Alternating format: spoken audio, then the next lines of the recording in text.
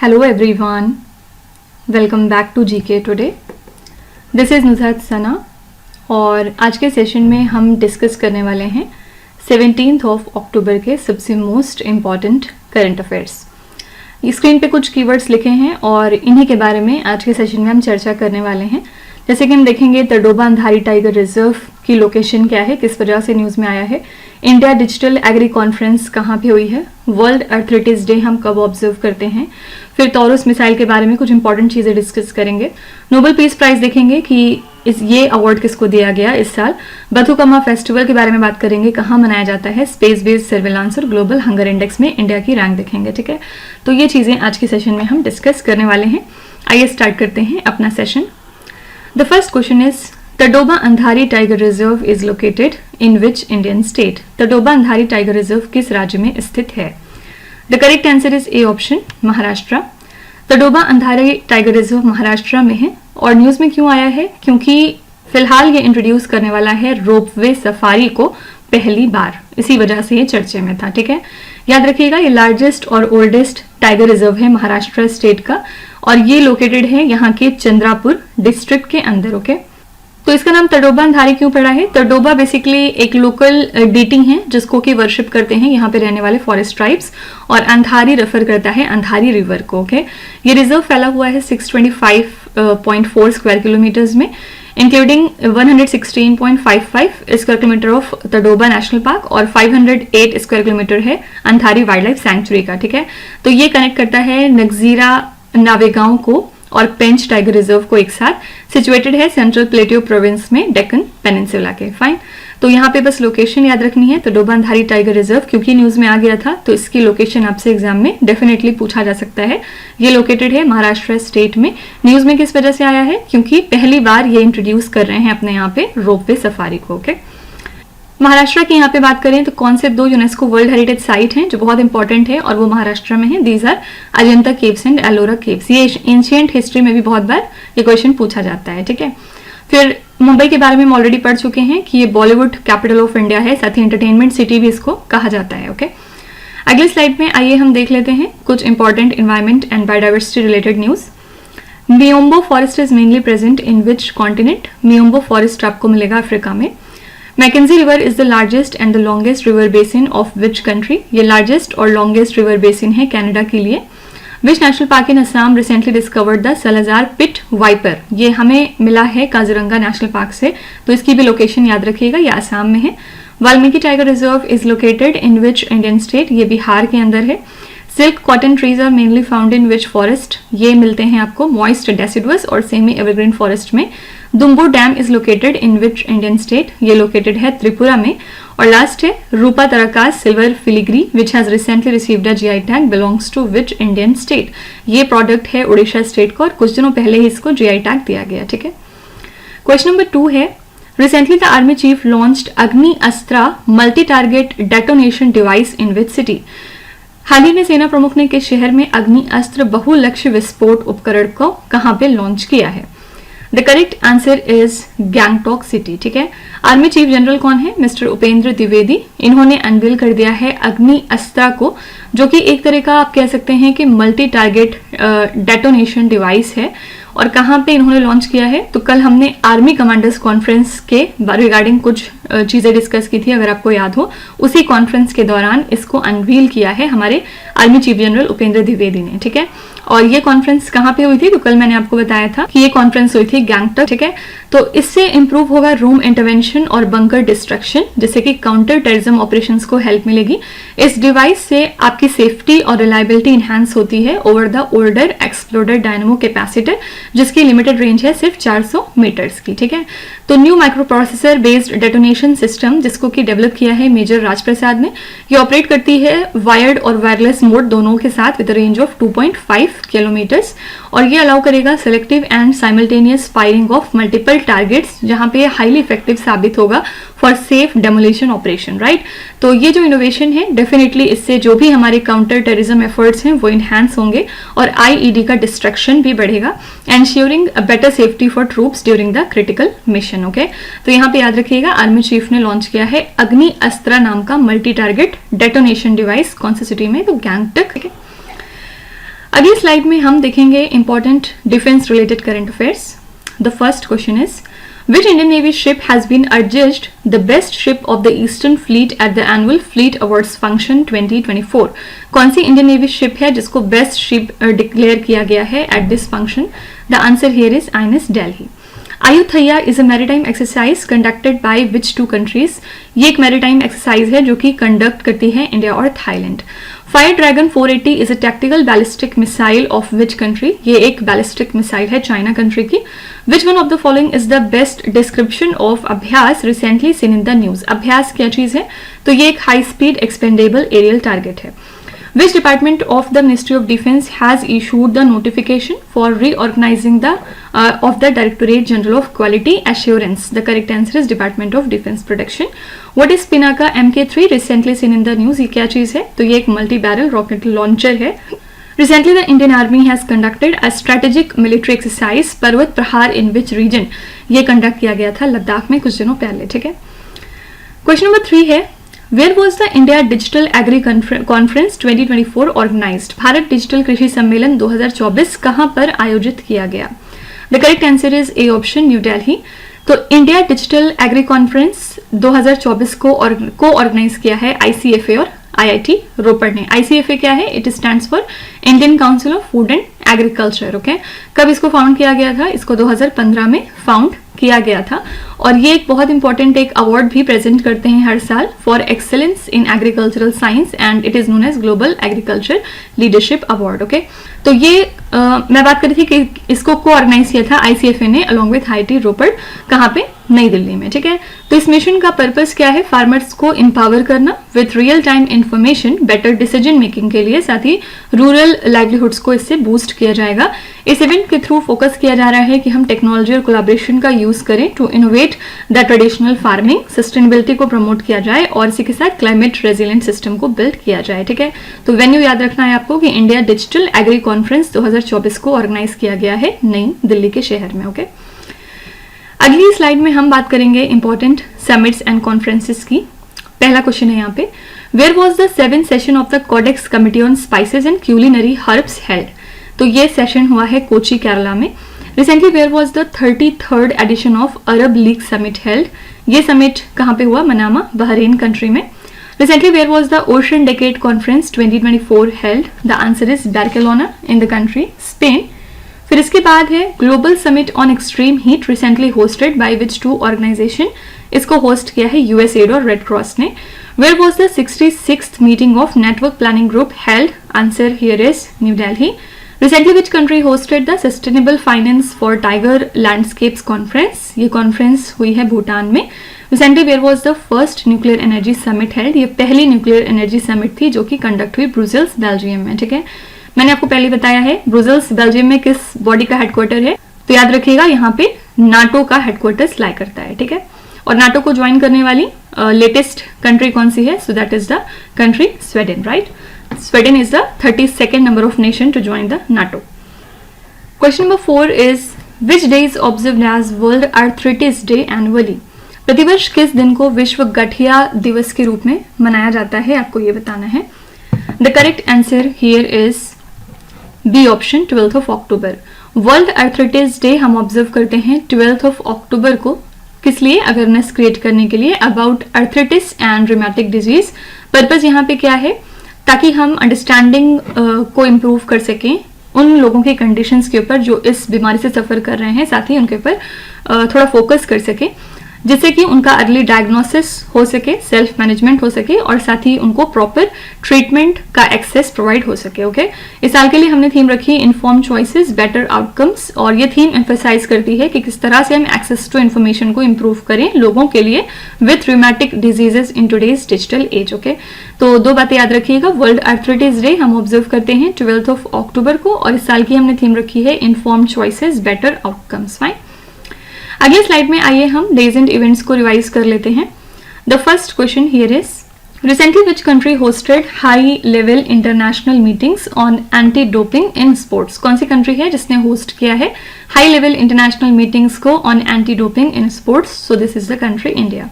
What is the theme of world thalassaemia day 2024? Answer है empowering lifes embracing progress. और जैसा कि हर question में मैं आपको ये भी बताती हूँ कि वो दिन कब ऑब्जर्व किया जाता है, तो वर्ल्ड थैलेसीमिया डे कब हम ऑब्जर्व करते हैं, इसको हर साल हम ऑब्जर्व करते हैं 8th of मई को, ठीक है। Recently where was the second annual meeting of the initiative on critical and emerging technologies between India and the US held? The answer is New Delhi. Where was the 26th edition of Water, Energy, Technology and Environment Exhibition 2024 organized? Answer है यहाँ पे Dubai city. What is the theme of World Water Week 2024? World Water Week के लिए theme रखी गई थी इस साल Bridging Borders, Water for a Peaceful and Sustainable Future. Which day is observed as World Food Day? Answer है 16 अक्टूबर। और what is the theme of World TB Day 2024? TB Day के लिए हमने थीम रखी Yes We Can End TB। और साथ ही अगर आपसे पूछा जाए कि वर्ल्ड टीबी डे हम कब ऑब्जर्व करते हैं, तो इसको हम हर साल 24 मार्च को ऑब्जर्व करते हैं, ठीक है। Moving to question number 5, Taurus missile is jointly developed by which countries? Taurus missile किन देशों द्वारा संयुक्त रूप से विकसित की गई है? The correct answer is D option, Germany and Sweden, ठीक है। जैसा कि हम जानते हैं कि यूक्रेन इन मिसाइल्स को चाह रहा है ताकि वो रशिया को काउंटर कर सके, तो साउथ कोरियन एयरफोर्स ने कंडक्ट किया यहाँ पे एक live fire drill with German origin taurus missile, ठीक है। तो टॉरस मिसाइल की यहाँ पे अगर हम बात करें तो ये एक precision guided long range air to surface cruise missile है, जिसको कि मिड 1990s में डेवलप किया गया था by German and Swedish companies, और ये स्ट्राइक कर सकती है stationary and semi stationary targets को विथ हाई एक्यूरेसी, ठीक है। इसका वेट लगभग होगा 1400 किलोग्राम और 5.1 मीटर्स लॉन्ग है ये।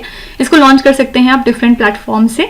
ये मिसाइल पावर होती है बाय अ टर्बोफैन इंजन, जिसमें कि सबसोनिक स्पीड्स ही अचीव करते हैं, साथ ही इसमें गुड फ्यूल एफिशिएंसी है, ओके। तो टॉरस मिसाइल को ज्वाइंटली डेवलप किया है जर्मनी और स्वीडन ने, ओके। अगली स्लाइड में हम देखेंगे कुछ international current affairs. Recently, India signed a cultural property agreement with which country to prevent and curb the illicit trafficking of antiquities? यहाँ पे आंसर है USA. Recently, which country's navy has signed a deal with India's Garden Ridge shipbuilders and engineers for an 800-ton ocean-going tug? तो ये country है Bangladesh. Stonehenge monument is located in which country? ये monument है England में। Recently, which country has unveiled a 10-year blue residency visa for environmental specialist? Answer is UAE. Joint communique on a peace framework recently seen in the news in the context of which two countries? ये release किया गया था in the context of Russia and Ukraine.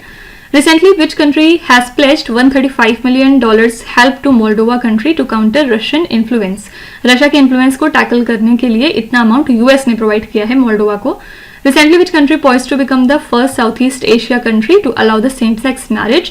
पहली Southeast Asia country जिसने ये allow किया है वो है थाईलैंड, ठीक है। Question number 6 is, what is the name of the Japanese organization that was recently awarded the 2024 Nobel Peace Prize? उस जापानी संगठन का नाम क्या है जिसे हाल ही में 2024 का नोबेल शांति पुरस्कार दिया गया? तो कल हमने पढ़ा था कि नोबेल प्राइज लिटरेचर की फील्ड में किसको दिया गया था, फिर उसके पहले हमने पढ़ा नोबेल प्राइज फिजिक्स और केमिस्ट्री में किसको मिला है, और इस बार हम पढ़ रहे हैं पीस प्राइज किसको दिया गया। तो यहाँ पे करेक्ट आंसर है सी ऑप्शन, निहोन हिडानक्यो, ठीक है। ये जापानीज ऑर्गेनाइजेशन है एटॉमिक बॉम्ब सर्वाइवर्स के लिए, और इसको इस साल मिला है 2024 का नोबेल पीस प्राइज इनके एफर्ट्स के लिए कि किस तरह से ये कोशिश कर रहे हैं न्यूक्लियर वेपन्स को एलिमिनेट करने की, साथ ही अवेयरनेस क्रिएट कर रहे हैं about the humanitarian consequences of their use, okay. तो ये ग्रुप रिप्रेजेंट करता है हिबा कुशा को बेसिकली, और इनका एक इंपॉर्टेंट रोल है in the global movement for the nuclear डिसआर्मामेंट जब से फाउंड हुआ है। इसकी फाउंडेशन हुई है 1956 में। इनकी जो टेस्टिमोनीज हैं उन्होंने सिग्निफिकेंटली कंट्रीब्यूट किया है न्यूक्लियर टैबू को स्टैब्लिश करने का, इंश्योरिंग दैट न्यूक्लियर वेपन्स को ना यूज किया जाए सिंस 1945। ये रिकॉग्निशन हाईलाइट करता है कि क्या ऑनगोइंग चैलेंजेस और प्रेशर्स हैं जो कि फेस हो रहे हैं by the डिसआर्मामेंट movement in the contemporary world, ठीक है। तो आपके लिए यहाँ पे दो बातें याद रखने की हो गई। सबसे पहले 2024 का नोबेल पीस प्राइज दिया गया निहोन हिडानक्यो को, और अगर आपसे ये पूछा जा सकता है कि ये कौन से कंट्री की ऑर्गेनाइजेशन है, तो जापान की, ठीक है। अगली स्लाइड में आइए हम अवार्ड्स एंड ऑनर्स के क्वेश्चन देखते हैं। The first question here is, who has been appointed as the first women chief justice of Uttarakhand high court? Uttarakhand high court में पहली बार एक वुमेन चीफ जस्टिस बनी है, इनका नाम है रितु बारी। एज 80 जॉन शिंग who recently passed away belong to which field, तो ये वाइल्ड लाइफ कंजर्वेशनिस्ट है। Recently which Japanese animator has been honoured with the prestigious Ramon Magsaysay award for 2024, इनका नाम है Hayao Miyazaki. Recently, who has made history as the first Indian to receive the prestigious Nelson Mandela Lifetime Achievement Award. ये award पहली बार first Indian को मिला है और ये है Vinod Kanatra. Recently who has been conferred the Nritya Kalanidhi award 2024, ये अवार्ड दिया गया है नीना प्रसाद को। Sushil Modi who recently passed away was the former deputy chief minister of which Indian state, answer है Bihar. Recently which musician has been honoured with the Lakshmi Narayan international award, ये award दिया गया है प्यारेलाल शर्मा को। ठीक है, नेक्स्ट क्वेश्चन पे चलते हैं। Bathukamma festival is mainly celebrated in which Indian state, Bathukamma त्योहार मुख्य रूप से किस राज्य में मनाया जाता है? Answer here is A option Telangana. Bathukamma एक फेस्टिवल है जो कि सेलिब्रेट किया जाता है in the state of Telangana, साथ ही आंध्र प्रदेश के भी कुछ हिस्सों में इसको मनाया जाता है। ये एक तरह का फ्लोरल फेस्टिवल है जिसे कि सेलिब्रेट किया जाता है beginning of Sharad Ritu season, और टोटल 9 दिनों के लिए इसको सेलिब्रेट किया जाता है ड्यूरिंग दुर्गा नवरात्रि। यूजुअली ये जो फेस्टिवल है ये सितंबर या अक्टूबर मंथ में होता है। ठीक है, तो बथुकम्मा एक तरह से सिंबल है, आप कह सकते हैं, तेलंगाना की कल्चरल आइडेंटिटी का, और इसको सेलिब्रेट किया जाता है with vibrant flowers, songs and communal harmony. ठीक है, तो बथुकम्मा फेस्टिवल सेलिब्रेट किया जाता है तेलंगाना स्टेट्स में, साथ ही आंध्र प्रदेश के भी कुछ हिस्सों में इसको मनाया जाता है। अगली स्लाइड में आइए हम आर्ट एंड कल्चर के करंट अफेयर्स देखते हैं। फर्स्ट क्वेश्चन है Ghod Bunder fort is located in which Indian state, ये फोर्ट है महाराष्ट्र में। व्हाट इज कला मिजोथू recently seen in the news, ये क्या चीज है? ये एक ट्रेडिशनल आर्ट फॉर्म है। Kalaram Mandir which was recently seen in the news is located in which Indian state, ये टेम्पल है महाराष्ट्र में। Jagar Lok Sanskriti Utsav is festival celebrating the folk culture of which Indian state, ये एक तरह का फेस्टिवल है to celebrate the folk culture of Uttarakhand. Recently, Prime Minister Narendra Modi laid the foundation stone of Sri Kalki Dham Temple in which district of UP? Answer is Sambhal district of UP. Who is the main architect of the Ram Mandir Ayodhya? Ram Mandir Ayodhya के main architect का नाम क्या है? चंद्रकांत सोमपुरा। राजा पर्व is an agricultural based festival of which Indian state? तो answer है उड़ीसा। ठीक है, क्वेश्चन नंबर 8 है Wat Phou a UNESCO World Heritage Site is located in which country? UNESCO विश्व धरोहर स्थल वैट फो किस देश में स्थित है? Correct answer is C option Laos. किस वजह से न्यूज में आया है? क्योंकि प्राइम मिनिस्टर नरेंद्र मोदी ने यहाँ पे मीटिंग करी थी लाओस के प्राइम मिनिस्टर सोनिक्जे सिफांडोने के साथ इन वियंटियाने, और यहाँ पे इन्होंने कॉन्ग्रेचुलेट किया है on hosting the Asian India and east Asia summit. अगर आपको याद हो तो हमने क्वेश्चन डिस्कस किया था कि एशियन इंडिया और ईस्ट एशिया समिट इस बार कौन सी कंट्री होस्ट कर रही थी? लाओस। और यहाँ पे इन्होंने हाईलाइट किया कि वाट फो की रेस्टोरेशन की क्या ज़रूरत है, क्योंकि एक यूनेस्को साइट है और इसको इंडिया भी सपोर्ट करती है, और इससे हमारे दोनों कंट्रीज़ के जो बायलैटरल टाइज हैं वो भी स्ट्रेंथन होते हैं। एग्रीमेंट्स को साइन किया गया डिफरेंट कैटेगरीज में, जैसे कि डिफेंस हो गया, ब्रॉडकास्टिंग हो गया, कस्टम कॉपरेशन हो गया, क्विक इम्पैक्ट प्रोजेक्ट्स के रिगार्डिंग कुछ एग्रीमेंट साइन किए गए under the Mekong Ganga cooperation. तो ये जो प्रोजेक्ट है इसमें इंक्लूड है कि लाओ रामायणा को प्रेजेंट किया जाए, जिससे कि वट पकिया टेम्पल रेस्टोर होगा विद रामायणा आर्टवर्क, और इससे एक शैडो पपेट्री थिएटर भी सपोर्ट होता है चंपसक प्रोविंस में। ठीक है, तो हमें बस ये याद रखना है कि वट फाओ एक यूनेस्को वर्ल्ड हेरिटेज साइट है और किस कंट्री में लोकेटेड है? तो लाओस में। ओके, अगली स्लाइड में आइए हम कुछ लोकेशंस देख लेते हैं। Siniya island recently seen in the news due to ancient city Tuam is located in which country? ये आइलैंड लाई करता है यूएई में। Dnipro city recently seen in the news due to missile attack is located in which country? ये city है Ukraine में, पिछले दिनों इस पे रशिया ने अटैक किया था। Chagos archipelago is located in which ocean? ये है इंडियन ओशन में। Second Thomas shoal is located in which sea? Answer is south China sea. Lake Kivu which was seen in the news is located between which two countries? ये located है DRC यानी कि democratic republic of Congo और Rwanda के बीच में। फिर next है mount Kilimanjaro is located in which country? Mountain Kilimanjaro है तंजानिया में। फिर नेक्स्ट है Pandaram land is located in which state और द यूनियन टेरिटरी? ये है लक्षद्वीप आइलैंड्स पे। ओके, क्वेश्चन नंबर 9 है आपका what is the primary objective of space based surveillance mission? अंतरिक्ष आधारित निगरानी मिशन का प्राथमिक उद्देश्य क्या है? देखिए किस वजह से न्यूज में आया है, क्योंकि जो हमारी कैबिनेट कमिटी ऑन सिक्योरिटी है उन्होंने अप्रूव किया है third phase of the space based surveillance mission enhanced land और मैरीटाइम अवेयरनेस के लिए for civilian and military use. National security council, secretariat और डिफेंस स्पेस एजेंसी मिलके हैंडल कर रहे हैं इस प्रोजेक्ट को। और जो SBS-1 था वो 2001 में स्टार्ट हुआ था with the launch of 4 surveillance satellites. फिर SBS-2 फॉलो हुआ 2013 में, जिसमें कि 6 सैटेलाइट्स को लॉन्च किया गया था। तो जो SBS-3 है उसमें इंडिया लॉन्च करेगा 52 सैटेलाइट्स नेक्स्ट डेकेड में, जिसमें हमें कॉस्ट पड़ रही है 26,968 करोड़ रुपीस। इसरो लॉन्च करेगा 21 सैटेलाइट्स को और प्राइवेट कंपनीज लॉन्च करेंगी 31 सैटेलाइट्स। ओके, तो जो सैटेलाइट्स हैं वो डेडिकेटेड होंगे for the army, navy and air force. Okay, तो प्राइमरी ऑब्जेक्टिव क्या हो गया? स्पेस बेस्ड सर्विलांस मिशन का better land and maritime domain awareness for civilian and military application. Fine, अगली स्लाइड में आइए हम साइंस एंड टेक्नोलॉजी के करंट अफेयर्स देख लेते हैं। The first question is Guinea worm disease is caused by which one of the following agents? ये disease cause होती है because of parasite. Recently, which country has become the first in 2024 and the 51st globally to eliminate a neglected tropical disease, the Gambiense form of human African trypanosomiasis? The correct answer is Chad country. Recently, the government is planning to implement a new highway toll collection system based on which technology? The answer is Global Navigation Satellite System, जिसको आप GNSS कहते हैं. Which organization recently witnessed gigantic jets over the Himalayan mountain? ये organization थी NASA. What is Trichoglossum recently mentioned in the news? ये क्या है? ये एक जीनस है फंगस की. Where was the India's first demonstration facility for biopolymers inaugurated? ये inaugurate किया गया पुणे सिटी में. Mimas is a natural satellite of which planet? ये natural satellite है Saturn के लिए. ठीक है. Now the last question here is What is the rank of India in the 2024 Global Hunger Index? 2024 के Global Hunger Index में भारत की rank क्या रही? The correct answer is C option 105. India की रैंक है 105 out of 127 countries in the 2024 global hunger index, जहां पे हमारा स्कोर था 27.3. इसी के साथ हम सीरियस कैटेगरी में आते हैं. ठीक है, डिस्पाइट कि हमारा इकोनॉमिक ग्रोथ बहुत अच्छा है, उसके बावजूद इंडिया बहुत सारे साउथ एशियन नेबर्स से बहुत पीछे है in terms of global hunger index. और इसे पता चलता है कि हम हंगर और मैल न्यूट्रिशन को टैकल नहीं कर पा रहे हैं, क्योंकि ये जो इंडेक्स होता है इसमें मेजर किया जाता है हंगर को ग्लोबल लेवल पे, ना सिर्फ ग्लोबल लेवल पे बल्कि रीजनली और नेशनली भी हम हंगर को ट्रैक करते हैं. ठीक है, तो इसको 2006 में क्रिएट किया गया था. इसको इनिशियली पब्लिश किया था IFPRI ने, और इसका पर्पस होता है अवेयरनेस क्रिएट करना, हंगर लेवल्स को कंपेयर करना और उन एरियाज को हाईलाइट करना जहां पे अर्जेंट इंटरवेंशन की जरूरत है. ठीक है, तो इंडिया की रैंक क्या है in the 2024 global hunger index? Answer is 105. कितने कंट्रीज के बीच में? तो 127 कंट्रीज में. अगली स्लाइड में हम रैंक्स एंड इंडेक्सेस देख लेते हैं. The first question is Which organization recently published the Global Education Monitoring Report 2024? ये रिपोर्ट दी है यूनेस्को ने.